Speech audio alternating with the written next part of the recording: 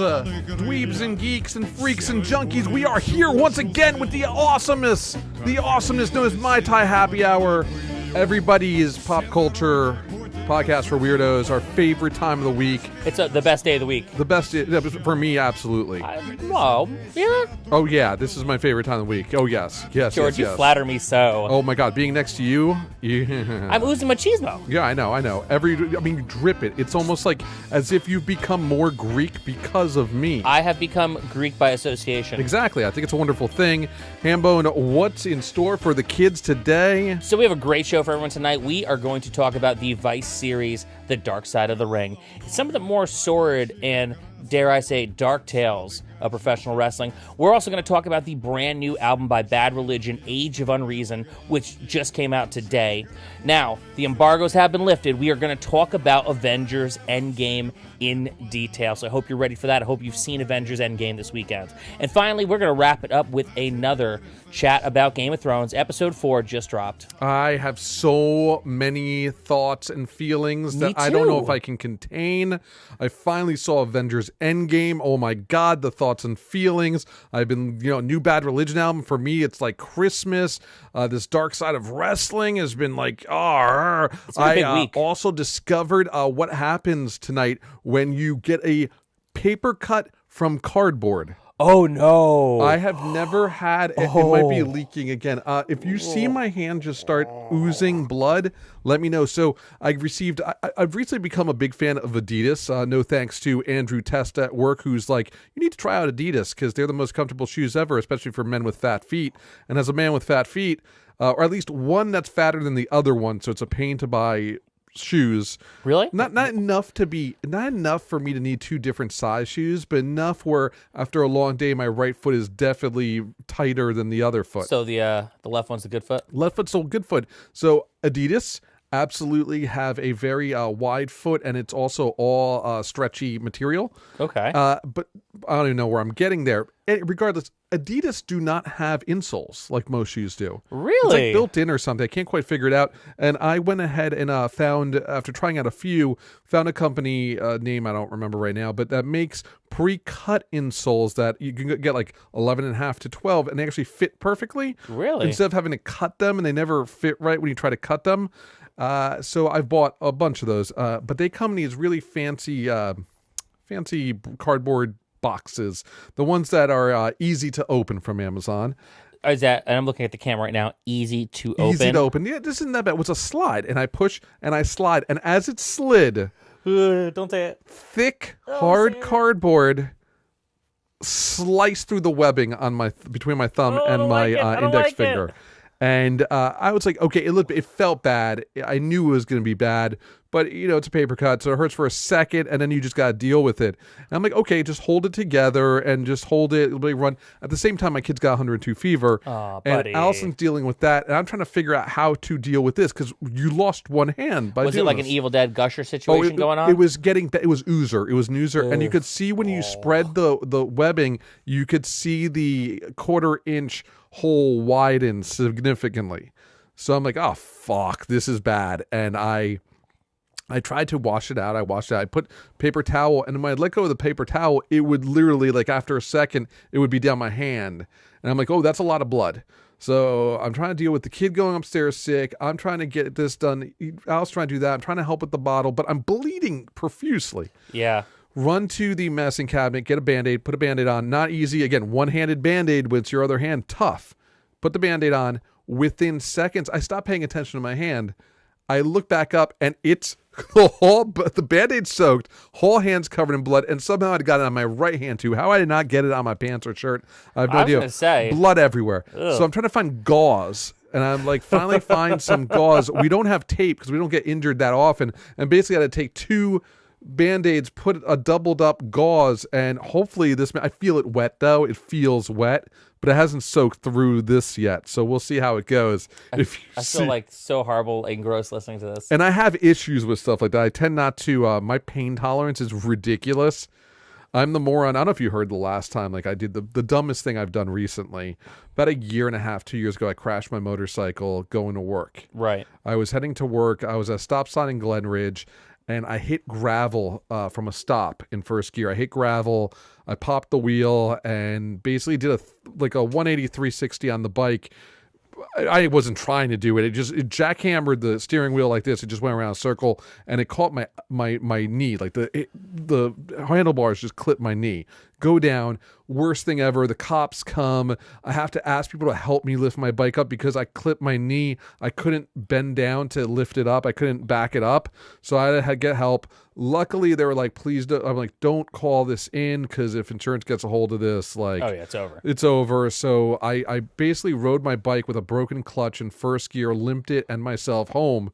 And I'm like, well, I gotta get to work. So I parked the bike, hopped in my car, and went to work. And how big was your knee by then? It was. I felt about halfway through getting to work, pumping the gas. It was my right leg that I was in trouble. I show up to work. I go into my boss's office. She had an office at the time. Lifted my pants up, and there's just blood everywhere. And she's like, "Why did you come to work?" I went to urgent care. I had like fucked up meniscuses and like whatever things that I shouldn't. And I eventually have to have taken care of. I've never actually had my knee taken care of. No, you haven't. And it's been bad for a while, and then I had an accident.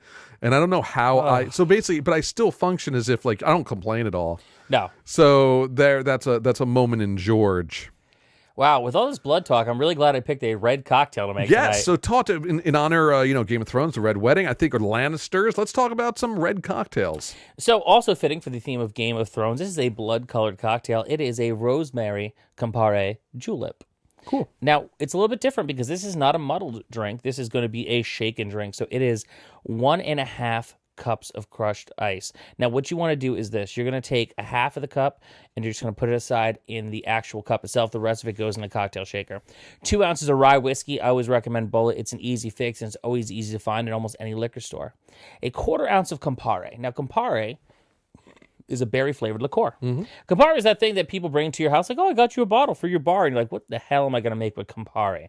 Well, here you go, folks. You're going to make the rosemary Campari julep. So just 1/4 ounce of the Campari, 1/2 ounce of simple syrup, and you're going to shake it in a shaker with ice. Now, one thing you're going to add to it, though, is a sprig of rosemary in the shaker with the cocktail. So you're going to shake it up nice. You're going to pour it in there. It's going to kind of go over the top of the half cup of ice that's already in the cup. And this is great because when you shake liquor, it kind of breaks up the ice and starts to water it down a little bit. So it's going to not fully water down the cocktail, having that other ice in there. It's going to keep it nice and cold for you. And you're going to garnish with the other sprig of rosemary. I recommend when you go to the supermarket, they sell them for like $2. Those little plastic packs that have just enough sprigs of rosemary for either what you're going to cook or the amount of cocktails you're going to make. May is for juleps. So I have a recommendation, and it's not me just complaining about your choices in cocktails again. I don't feel like we've ever done a sangria. I don't think we have either. And I am actually a huge fan of sangria. Yeah. Especially white sangria done right. I think there should be maybe you take a break or we wait till June. And I think it's only an episode. I think we should do what makes a good sangria. What are the different options for sangria? And just like talk us through a sangria. I would love to. Because I think that would be not quite a cocktail, but I think it is kind of a cocktail. Well, it is. It's a mixture of things. It's delicious things. Yeah, I just want what makes the best sangria I've ever had is actually at Tabor Road up in on Route 10, up by where the old Chevy's was. We keep going up Route 10. You hit the Parsippany area over by 202. Okay. There's a couple of restaurants, and the Tabor Road there is one of the best sangrias ever. It's white. Again, not a ton of fruit, just really, really good, refreshing sangria. I don't remember what the best sangria I ever had is because the sangria did the trick. The other really good one I've had is Erica Martinez's. Oh my God, she possibly does make hit her up, just get her a recipe and see how it compares. I definitely will. I think that would be awesome. Calling in the Martinez for the hot tag. I like it. So Dark Side of Wrestling, I've been hounding you for a while on this, hounding you for a little bit, but it's not easy to watch, much like Cobra Kai and YouTube TV, which, by the way, I did finish, and I am very impressed with second season. Right? So good. I do recommend it. Again, now I fully recommend it, having seen it.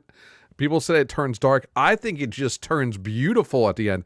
That choreographed final fight scene in the school is like, one of the best. It is like the Nutcracker Suite meets Columbine.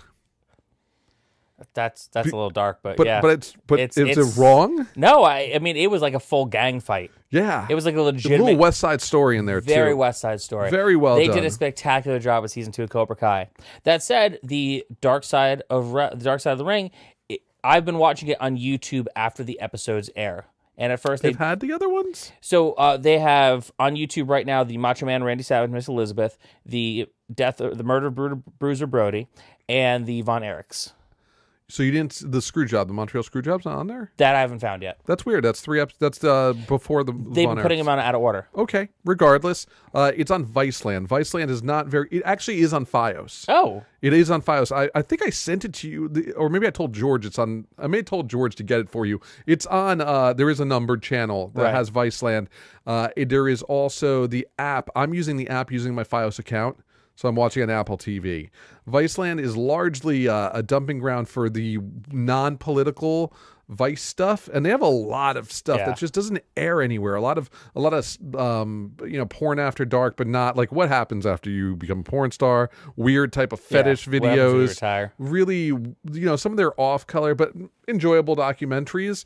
And one of them is Dark Side of Wrestling. At first, I thought it was Abraham, whatever, the guy from Fucked Up's side project. That's actually got green-lighted because Dark Side of Wrestling is doing so well. So expect another series after this season ends of the guy from Fucked Up trying to break into the wrestling industry. And The guy from Every Time I Die, or different guy? No. Every time you think of the Gallows.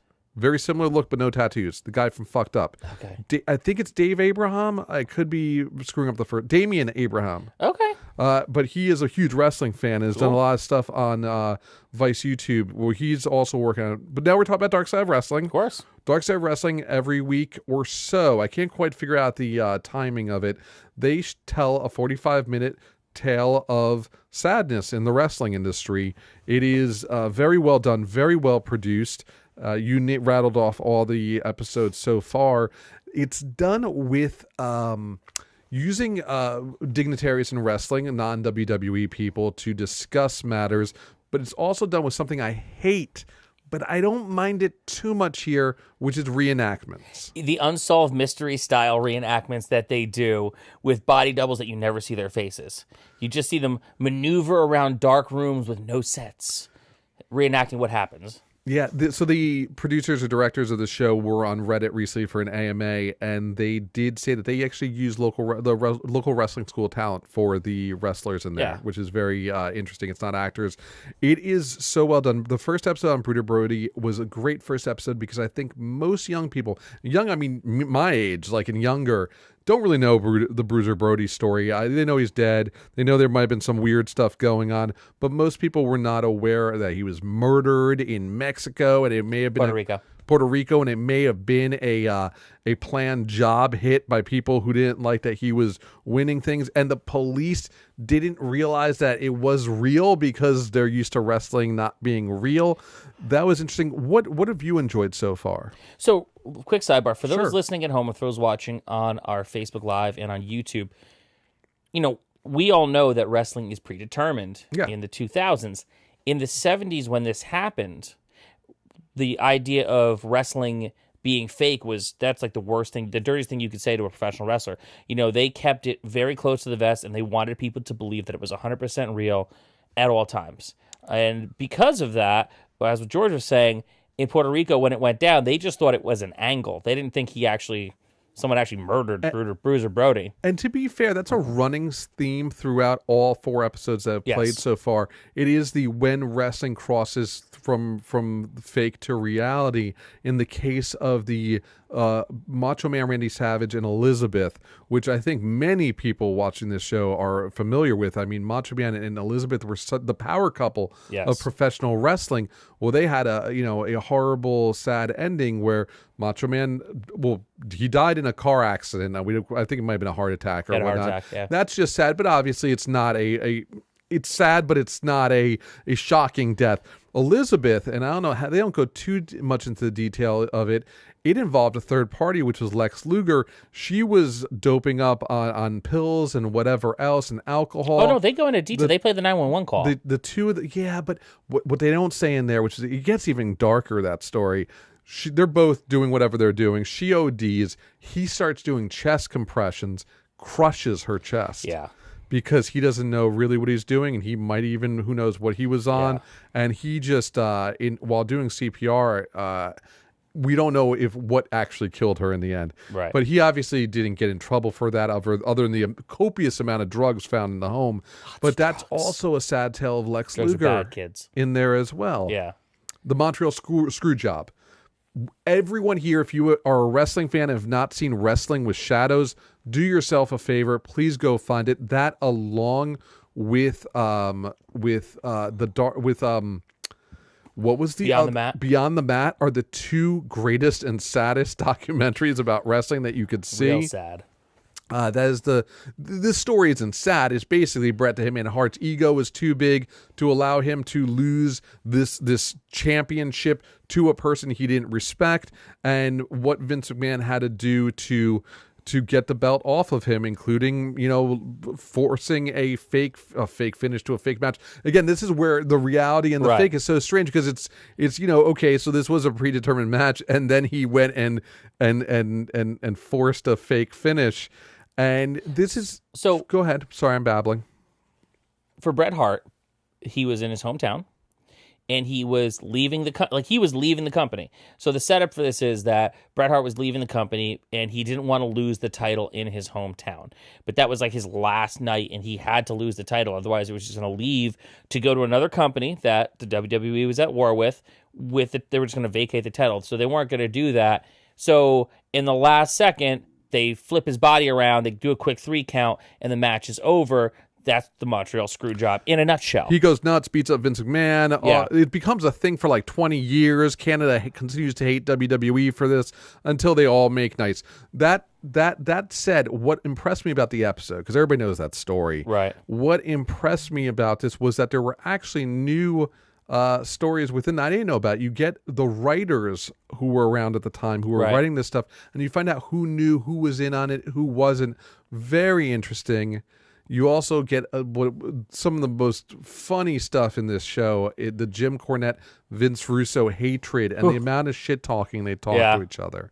Cut it with a knife. Now, finally, the Von Erichs, that's another story where it's a whole family of wrestlers who had their own federation down south in Texas, and one by one, every single member of the family who was a wrestler involved in wrestling dies, either by suicide, OD, just a lot of depression and sadness. I didn't love this episode as much because most of this similar footage, similar interviews were used in the 30 for 30 short that you should go find. ESPN does a great job with those. It's been done. So I kind of knew this story. People want to dig deeper into that. The WWE actually has buried in their documentaries section the story of WCCW, which is actually the Von Erich story. Yes. And it's about 2 hours long, and it goes deep on it. The only problem is that's done with a lot of like late 90s production. There's music over every interview. It's kind of painful, but the interviews are great. Very sad story.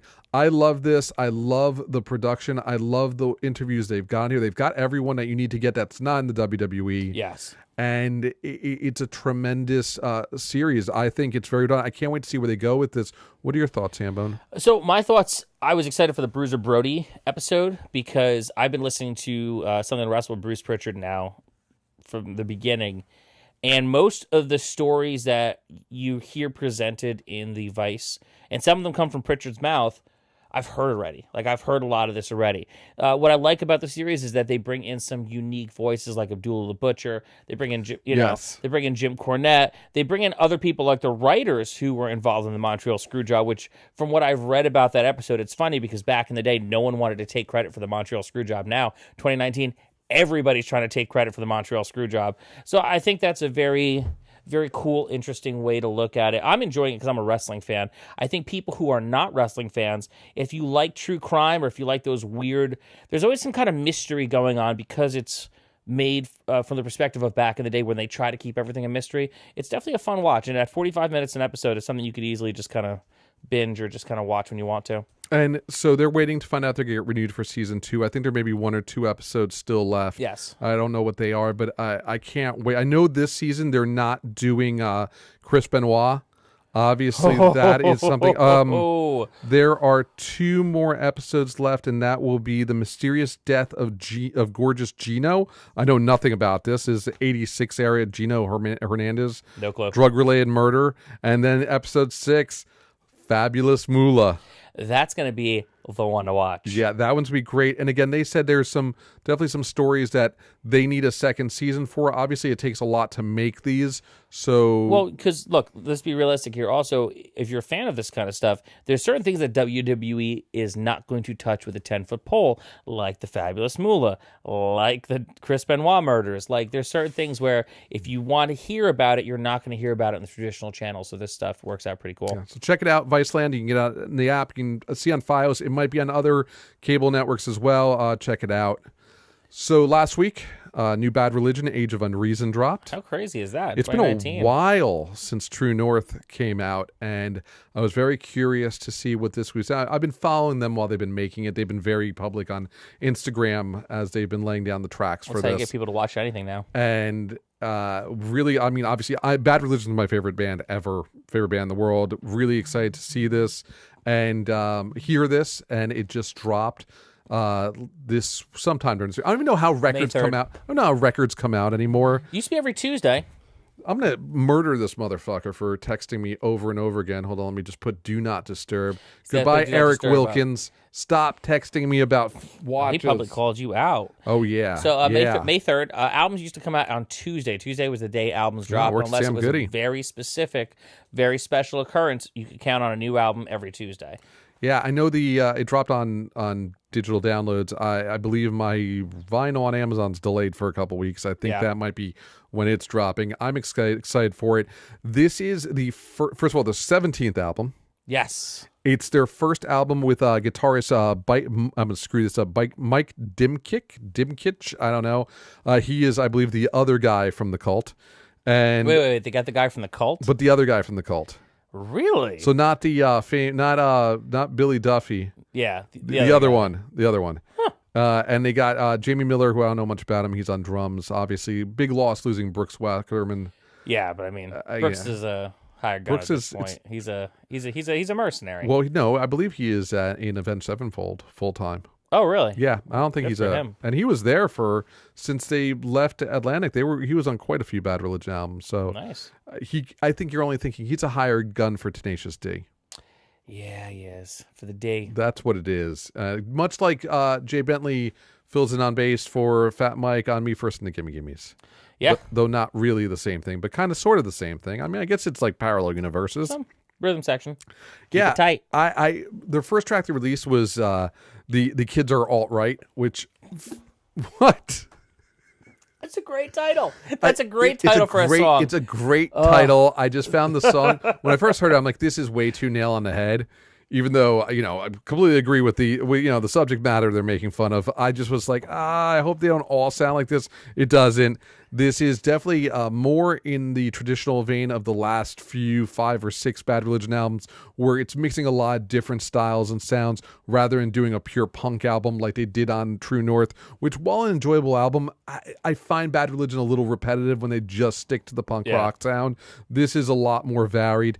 Allison said it best. We listened to it over and over while we're going to Alamo to see Avengers. Excellent. We listened to it about 3 times in the hour and a half to get to Brooklyn. And she's like, this is like Bad Religion's got their groove back. Like, literally, this is the grooviest Bad Religion album we've heard in a while. Like, catchy. It's really good. Like, some songs are legitimately catchy. The Kids Are Alt-Right, by the way. The secret track on the CD. Who does secret tracks on CD? They also have another CD-only track. What the fuck?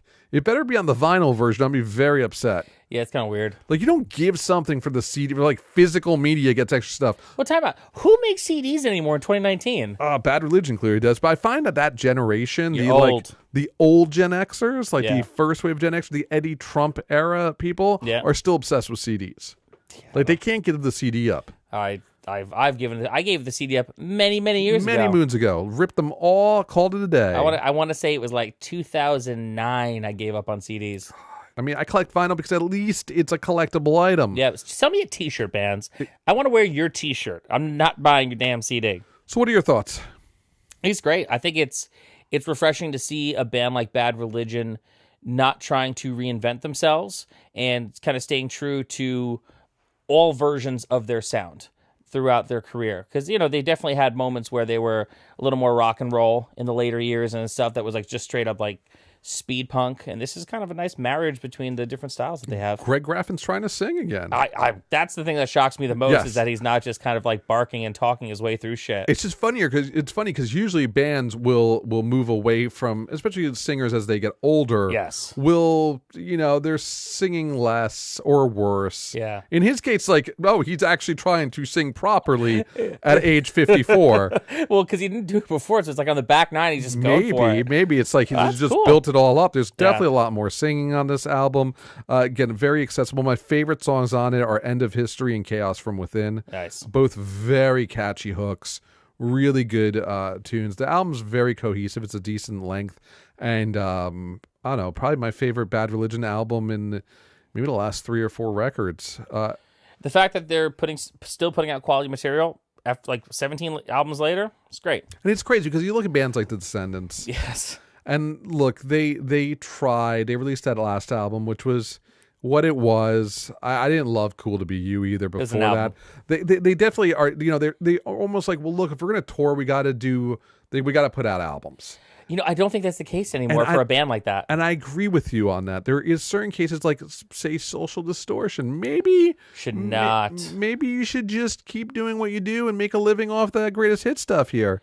That's a band that after White Light, White Heat, White Trash should have just said no more albums. And it's and I don't want to say that because I realize that them as artists, we shouldn't be trying to contain them. But there is a point sometimes where, especially bands like The Descendants, who largely play major shows and festivals in New York and LA, that you could really just make a lot of money doing what you do best. Here's the thing, man. There's a lot of Descendants stuff that doesn't really age well, right?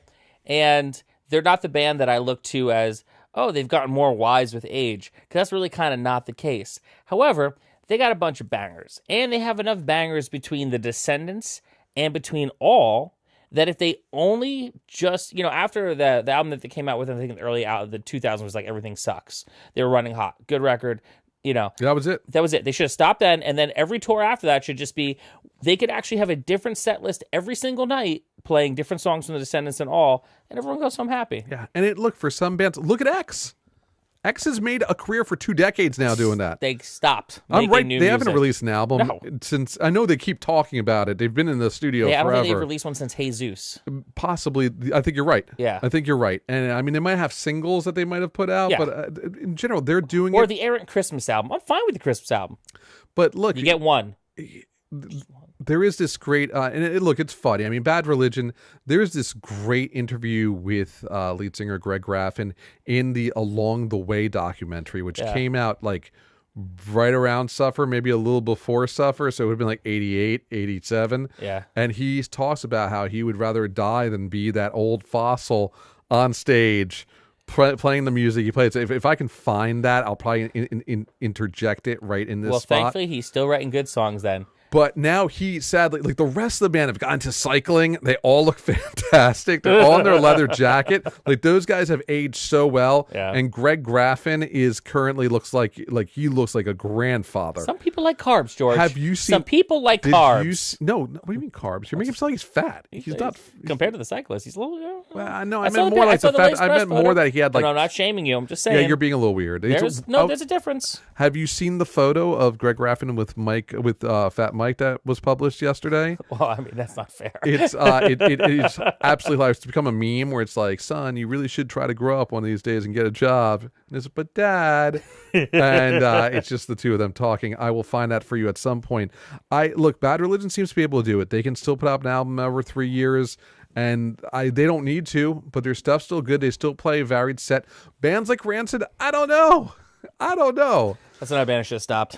I don't know if they should have stopped. They're making their tours and their shows are good enough. No. Stop putting out new material. Out albums. That's it. No, that's my thing. Don't ever stop touring. Keep on touring. But there's a point when maybe you feel like you have nothing to say, then you don't. You might not. Do you think that part of the reason why Bad Religion has such longevity is that for the last, I'd say easily 10 years, they get some new members breathing new life into the band, new drummers, a new guitar player, different people playing with them, kind of helping them bridge the gap between what they are and what they are now? I think that could be it. I think it's also the fact that their writers, their two main writers, Mr. Brett and Greg Graffin, are actually great writers. Yes. Like, I think they're always find inspiration, always find a way to write new music. And also, it helps that your guitar player, Mr. Brett, is one of the greatest producers and punk rock, like, one of the biggest, most important punk rock producers of our time. He's the guy. And I just think that you can, keep doing that for as long as you need to do that if you have that much talent. And that's something that I don't think exists in every single band. Yeah. This, by the way, being the meme that, and just so you know, your fat shaming was not justified. Compared to the rest of his band, yes, but compared to Fat Mike, no. And listen, I'm a fat guy too, so game recognizes game. That's pretty funny. Amazing meme. That would be my Google Home, which, by the way, is now my doorbell. So I apologize if I believe that is my eggplant parmesan, because I have not eaten yet. Apologize for him going off. We do now have a Google Home in the basement. Fantastic. In case you ever need to ask them. Okay. Okay, Google, how old is Greg Graffin? Greg Graffin is 54 years old. There you go. Wow. I called it. So I highly recommend this album. Check it out. It's on every streaming service. Buy the vinyl. You might need to buy the CD if you want the extra track. I don't know what to tell you with that. I think that's a little strange. So we are moving into the second half of this show, also known as Spoiler all Belt. the full metal spoilers is what I'm calling it. I like it. I did not. Hambone was so wanting to talk about Avengers. I'm like, guys, it hasn't been long enough. We need to give it a little more time. And he goes, no. The embargo for spoilers lifts today. I go, what is this bullshit embargo for spoilers? I don't understand what you're talking about. I think we should give it a little more time to let Avengers marinate. And then I go on Twitter, and it looks like there was a legitimate embargo for spoilers set by God knows who. The Russos. The Russos. And it has lifted. So we are going to continue the rest of the show discussing the Avengers in detail, Endgame, and spoilers, our favorite things about the movie. And we are then going to talk about Game of Thrones episode 4. I don't know how to tell you to skip over. If you want to skip over, you figure it out. Maybe I'll I don't know, make a big noise or something. But regardless, spoilers are happening now. Spoiler alert, spoiler alert. Spoilers. Eventually, Hambone will write me some music so we can actually have a spoiler alert, and maybe actually have a Hambone will watch everything jingle like he swore he would do in January, December. It's on the list. But we are now going to spoil stuff. We're going to spoil the shit out of Avengers Endgame. How many times have you seen it so far? Twice. I finally got to Alamo. An hour and a half and an hour and a half both ways. It is worth every cent to go into Brooklyn. Yeah. To Alamo. To go to that Alamo in particular, because it is just such a wonderful experience, especially for a movie where you're going to sit and you're going to enjoy a good meal. I can't say enough. When you walk, so the Alamo in Brooklyn is in a mall. The first time I went there, the mall was even built yet. It was the only thing in there was Alamo, but now it's built around Target. It's got a lot of high-end millennial stores like Untuckit and Joybird. I don't know these stores. I don't shop there clearly. But I'm old. So Alamo's in the penthouse, and it is cool because it is like a museum of posters. When you go, and they have a store downstairs with a bar with all kind of weird like shrunken heads and stuff. It's nice. It's kind of like Tiki Jace, and they have all the mugs and the toys from Mondo. It's a really, really nice experience. I know they're trying to do that at the other one, but they don't quite have it set up yet. You go upstairs, you go into your movie theater. I did not get the cool preview where they give the history of the movies. Oh, really? We got there pretty late. We had to find parking. Well, yeah, it did take you a long time to get there. We got there. Luckily, we got there right on time for the previews, and I saw the movie. We had. I gotta lay the scene out. We had fried pickles. The fried pickles are dope. I had a 6-cheese grilled cheese with caramelized onions and tomato, and I finished. Allison had the Beyond Burger. Nice. Which, by the way, my Beyond Burger stock is through the roof now. Oh yeah. And then we topped it off with she had a cocktail of some sorts. They have this delectable sodas, these local sodas that are all like clear, so you know you're not getting any weird ingredients. But I had the black cherry and the mango, very good. And then we topped it off with warm homemade peanut butter and banana cookies.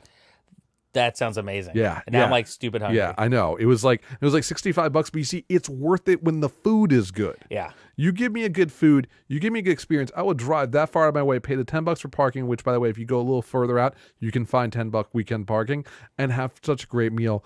Avengers Endgame was phenomenal. Fucking A right. Everything you said about it stands true. It's the greatest superhero story ever I know, I'm a told. good reviewer. This, along with Infinity War, together, taken as a 5-hour masterpiece, is the greatest superhero story ever told. Oh, yeah. I cried when Iron Man died. Oh, shut up, dude. I was full on, I was ugly crying. I've cried fucking very crying. few times when I didn't ugly cry. I was fighting back tears. It was one of the most, I was not expecting it. It was one of the most emotional things I've ever seen. I had not even heard any rumors that he was leaving the show. Yeah. I did not know anything. I know Chris Hemsworth, Thor, had said he has no interest in leaving. He can keep doing this for as long as he wants. Right. Chris Evans was the one who was vocally saying he's done with it. So I was expecting certain things. Iron Man dying, not one of them. Nope. I love that in the flipping the script, first 15 minutes you kill Thor. You kill Thanos. Yeah. Kill Thanos in the first. Thor kills Thanos. Yep. Head off. Boom. Done.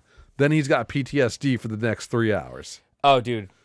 Like PTSD in the most spectacular manner. He becomes Thor Lebowski. I found funny, not a big Lebowski fan, but I found that incredible. I love Thor dad bod. Yes. For years, we have been shamed by our women for not being as beautiful as Chris Hemsworth, for not having bodies like Chris Hemsworth. I can now say that I have a body as good as Chris Hemsworth. You do. Actually better. I am so impressed with his fatness. You have a better body than Chris Hemsworth. I am so proud of what he did. The level of weight he gained for this role was incredible. It was obviously of the level of the other guy, of the guy from Batman. Christian Bale. The other Christian, Chris. Yes. Yep. I loved it. I love so what was your favorite thing about it that you want to talk about, that you can talk about? What surprised you? There was a lot of things that surprised me in the movie. I definitely, first time I saw it was like when they go and they gank Thanos in the first 10 minutes. I was like, whoa. Okay, so now I knew at that point it's got to be a time travel story, because otherwise, how are you going to make this happen? You just kill Thanos. And then, as everything starts unrolling, because this movie is also very much a we're getting the band back together movie. And you see where everyone is now, because it takes place 5 years later. So, for me, I love Thor. And like when you get to New Asgard and you get Thor, and he's just like yelling at people over PlayStation Network for Fortnite, like drinking beers and opening them up with Stormbringer. Like he just has no interest in being a hero anymore. He's done. And the way that they took every possible step to interweave the entire Marvel Cinematic Universe into this movie and do it in a way where it wasn't ham-fisted or heavy-handed. It was very much done with like grace and like an appreciation for the artwork of filmmaking, and as well as an appreciation to the fans. Like I was pretty stoked on that. I think that he was kind of my favorite part of the movie, because it was something that it lightened the tone just enough that you're it puts you off guard, because you go in there thinking, I'm going to be like upset by things I see in here. You go into the movie with a lot of preconceived notions, because when you are a fan of these movies and you spend the years leading up to the movie fantasy booking what's going to happen in this movie, you need to be kind of put off your guard a little bit. And I think he was the perfect thing to kind of get you to kind of just chill out a little bit. So when Iron Man finally goes out in the end, you have nothing left. Yeah, a big thing. Obviously, if you're a fan of like Black Panther or any of the guys that died in the last movie, I'm sorry, because they're really not in this movie until the very end. Yeah, I mean, they really, at least they're dead for this movie. So, again, if you're a Fairweather fan and you're actually listening to this review, know that yeah, I felt bad for some of the people when they were clearly there for Black Panther. Oh yeah, and Captain Marvel too. Yeah, and I have very few nitpick complaints. We'll get to that in a second. Things that I loved was the full explanation of the Back to the Future Yes. scenario. Because even afterwards, when we left, Allison was like, I understand why they couldn't just go back in time and kill Thanos or just do that. Why did they? And I'm like, they explain it. Did she go to They the bathroom explain it at that very point? clearly. No, and she never went to the bathroom. Neither did I. I'm like, you cannot change your current future. No matter what you do, you just create a new sidebar future. You create, that's how alternate realities get created. Yeah. Parallel universes get created. You don't change your course, you just create another course. It's like branches to a tree. Great way to explain it. In this case, they go back in time to collect the Infinity Stones before Thanos gets them, come back in time, come forward in time to change the events, to bring back the people who have died by snapping their finger again, and then returning the gems back to where they belong beforehand. So that those timelines still continue the way they were meant to be. Yeah. Even though I have a feeling a few things may have caused them to go out of whack. Regardless, I thought that was very well done. You got to admit it. You got to say, George, you were right, Hambone. You got to say it. Whoa, did they go with the leftovers like storyline? Oh, you were right. I was so right. Wait. George, Yeah. you were right. And I was, and honestly, like even Allison turned to me, she goes, they really are going the leftovers. When they did the 5 years later and they showed the support group, Yeah. I was like, oh, this is like real deal leftovers. Yeah. They pulled, and it makes sense. It makes sense to especially again the leftovers, they lost like 3% of the population. Yeah. In that case, they 50%. Yeah. I think it should have been even more post-apocalyptic.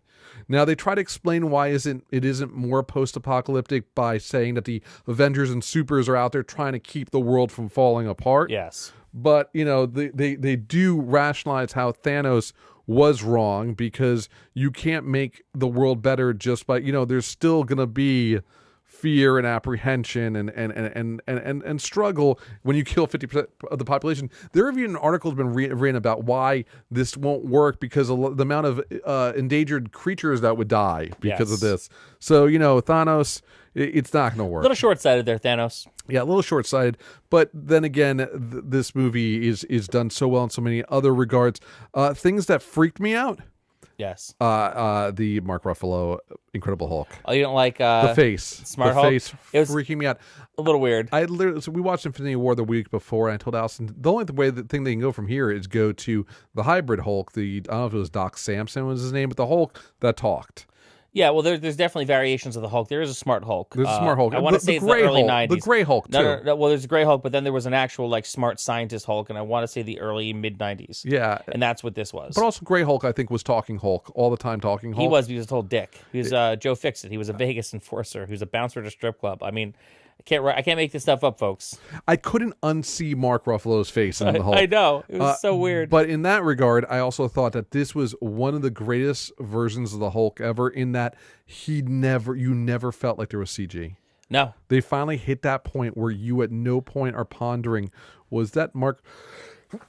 Excuse me. Is that Mark Ruffalo's face, just superimposed? Like you just don't feel like he is, anything but the Hulk. I mean, you look like he's been on a lot of muscle milk doing 2 days with Strowman. Like, so well done, and I really enjoyed that. The slight criticisms I had were, again, the women on this. The women got screwed in this movie. I mean, Black Widow got China'd full on. Nobody even thought about her towards the end when it just was like she's gone, and it was kind of an afterthought, and I whatever. But when she died, then there was no key female character until the very end. Captain Marvel not being in the Hall thing because Nebula.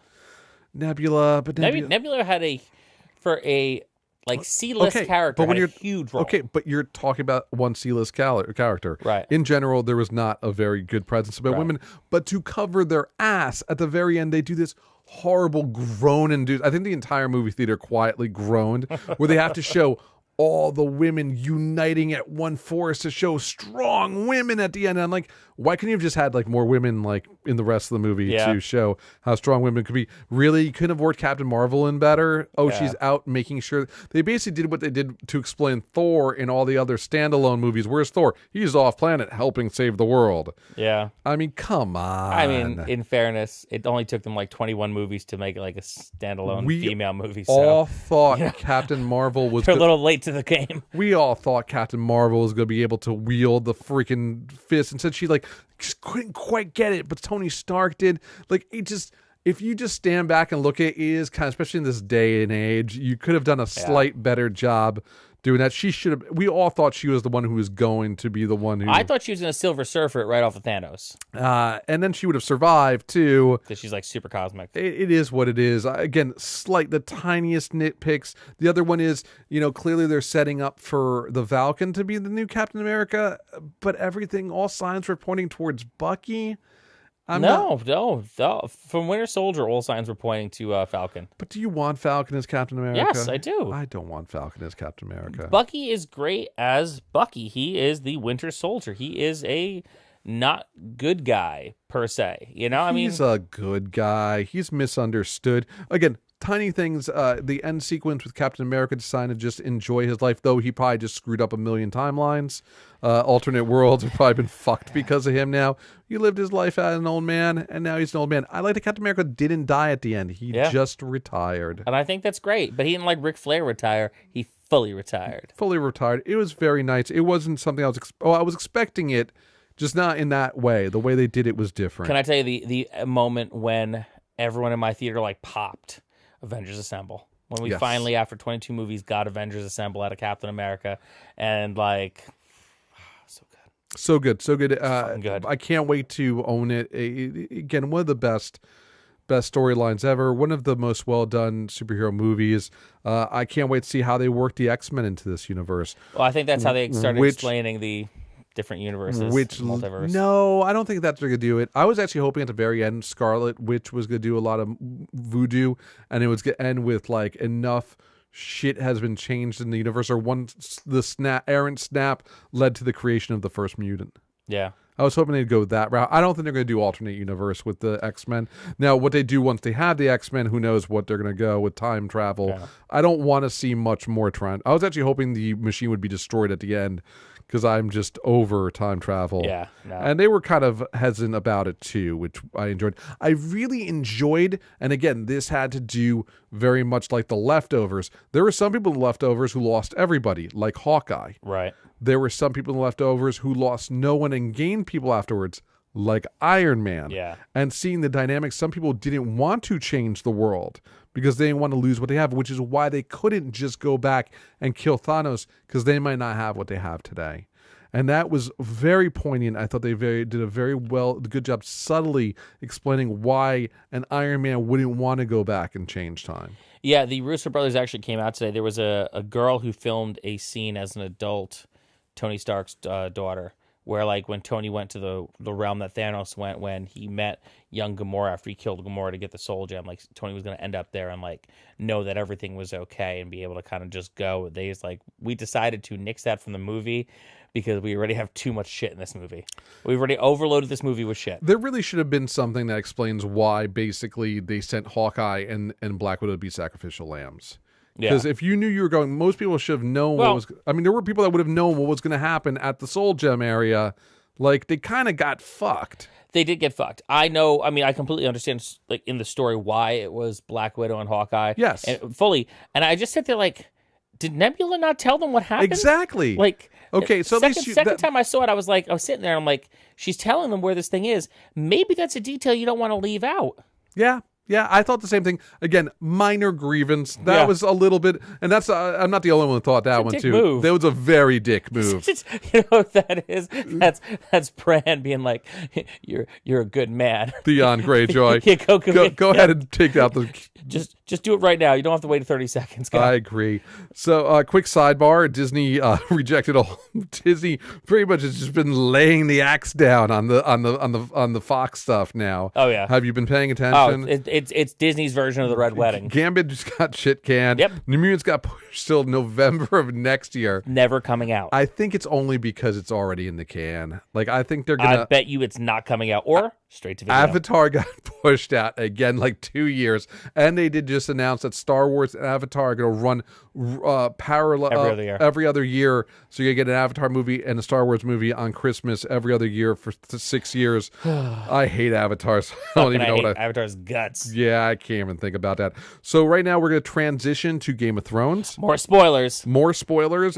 In this case, I have feels. I got feels. I gotta tell you, this was the worst episode of the entire season. It really One was. of the worst episodes ever. I have hated it. Personified everything I've been saying about how much things have twisted towards the shitty since they left the books as the source material. And not because of the writing, but because of the fucking pace that they seem to need to be on. We absolutely do not want to overwrite this. It has to be 13 episodes, the directors said when they said it has to be 13 episodes. Fuck that. I'm sorry. You guys are not letting this breathe at all. It's being rushed, and it's now showing. The cracks are now showing. I don't think it's just me complaining anymore. And it's not just the Starbucks cup you left in that scene. Oh, Jesus Christ, that's too funny. Maybe they're just using that so people don't pay attention to the bullshit. No. I mean, the writing is rushed. The characters are doing uncharacteristically stupid things. They're making people look dumb, and I feel they're doing it because they're moving towards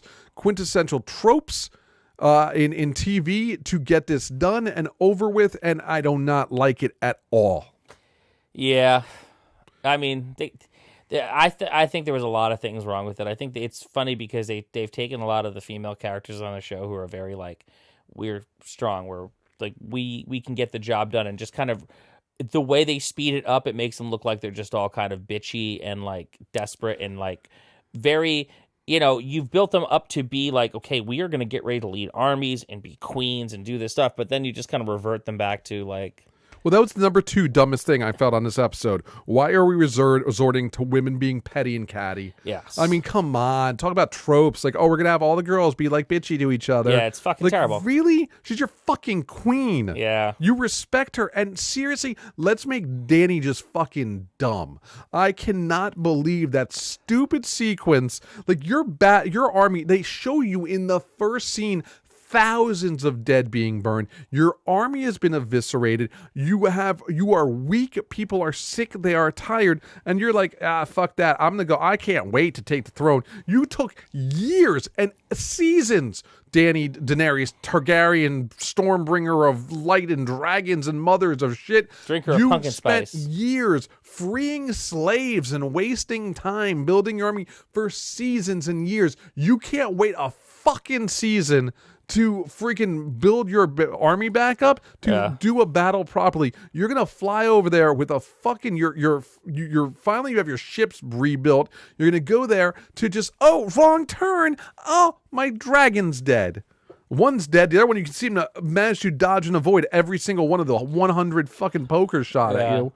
It was just dumb. It was like, I have never felt stupid watching Game of Thrones until now. I felt it slowly creeping last season when they started rushing, but this episode was horrible. Well, I 100% agree with you because, you know, I know we kind of butted heads about the thing same thing last season where it was like, well, I was like, listen, man, you know, you're like, everything's like kind of fast traveling. I was like, well, you know, they kind of have to do that because look, we got to wrap this up. I get it. Now I'm going to walk that statement back. That was a dumb idea. They should have just stuck to the ground and be like, we need to do more episodes because holy shit. HBO should have fought them back. HBO should have fought them back. Because it was the directors who said, the 2 writers who said, we can do this in 13. And I can't wait for the story to finally be told about this because I really feel it was either a budgetary bullshit or actors were going to fucking leave and go do movies. I don't know the rationale. They swore that if they had done it in more than 13 episodes, it would have been a wasted time and filler. No, and I do not believe that. Absolutely not. Because you know what? You're 100% right with this. Yeah. When the fuck, after everything that Daenerys has been through, after everything that she's done to get to this point, she's going to be like, okay, cool, battle's over. Let's get whatever, you know, jobbers we have left and then go march on the castle. That's stupid. That is dumb. Tyrion, like, It's so fucking dumb. And then it's just like, okay, my dragon just got killed. Well, we need to go negotiate the release. So I'm going to go stand there Number in front one of the on the castle. dumbest fucking shit. Look, I get that they've done this in the past. I get that the Bastards did this at the Battle of the Bastards where they had 2 men up in the field. But fucking Jon Snow had a fucking army behind him. A Like a massive legit army. They've done this a few times where they have that powwow before. But there are 2 armies in the field. She shows up with the fucking job squad and Tyrion Lannister. They go up there like, oh, look at us. Cersei, who is known. She fucking... They did the fucking Red Wedding. They don't fight fair. It's known they don't fight fair. Yeah, so they go because the Unsullied guy's girlfriend. Oh my God! One person got fucking which captured. is Daenerys' like best friend, like falls off a boat, and then but this is how fast it goes. She falls to the boat. They can't find her in the water. The next thing you know, they're standing there in front of the thing trying to negotiate her release. And then Cersei, wildly uncharacteristic, you have all these big guns. Your boy just killed a dragon with these guns. You've got them all pointed at a dragon that's sitting right there. You've got all of your enemies, including the bitch you want to kill, right there. Just kill them. Just kill them. Just kill them. Just kill them. And you know what? I would have been fine with it. If that's how it ends, they deserve it. Then they deserve it. And fucking Missandra. First of all, how would Cersei and them even know that's her best friend? I'd be like, oh, random slave. Like seriously, like why would they give a shit? Why did they only capture one person? What the fuck, Hambone?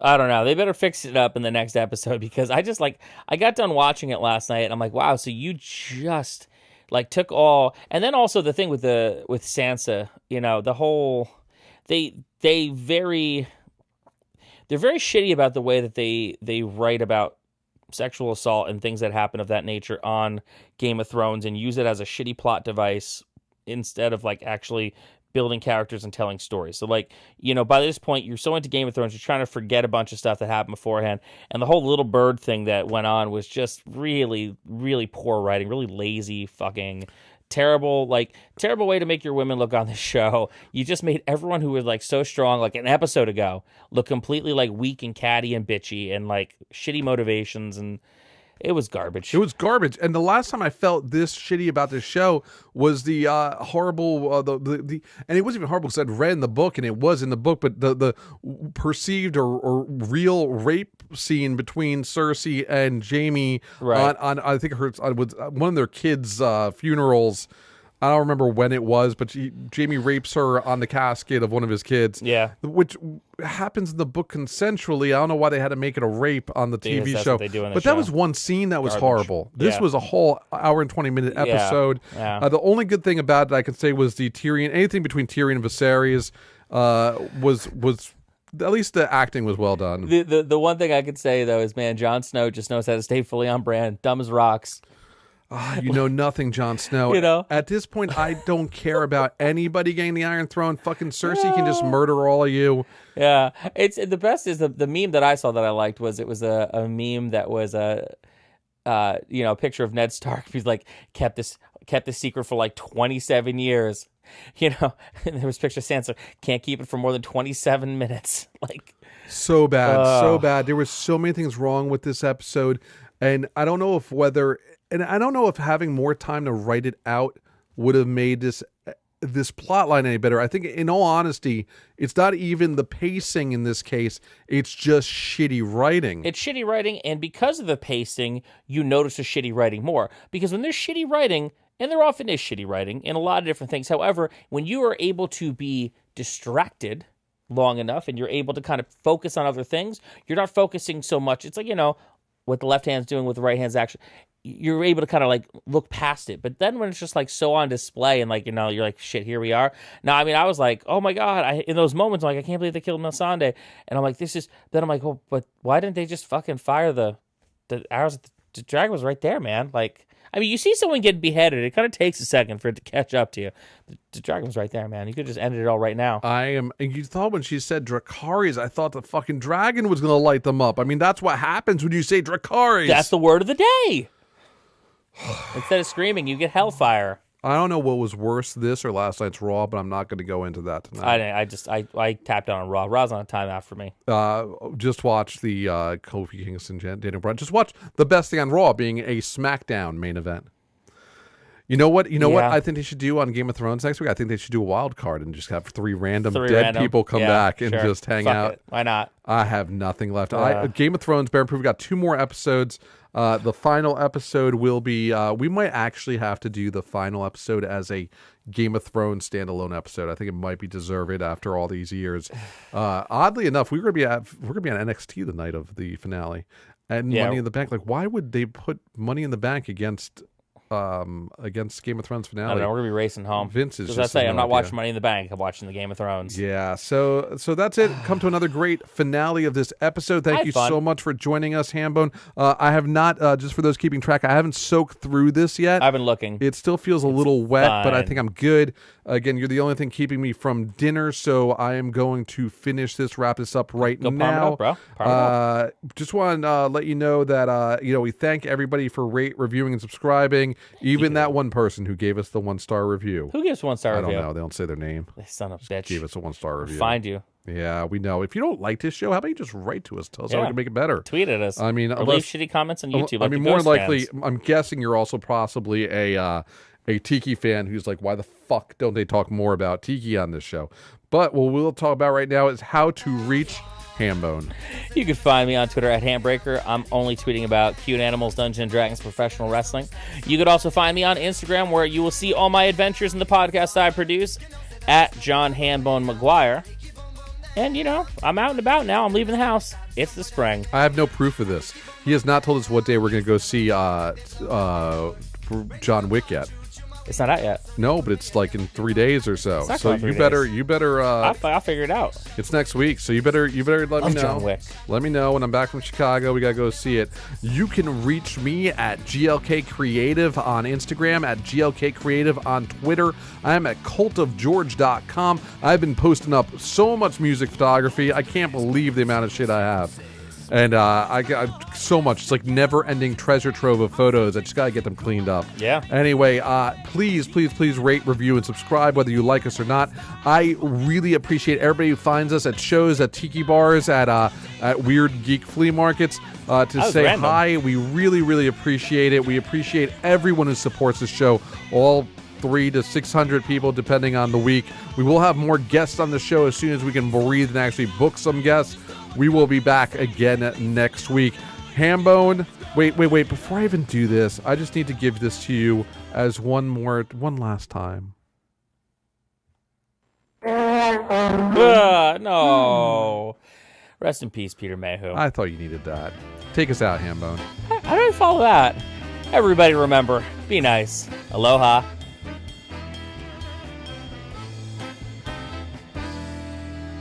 Перебиты, поломаны крылья, серой болью всю душу свело.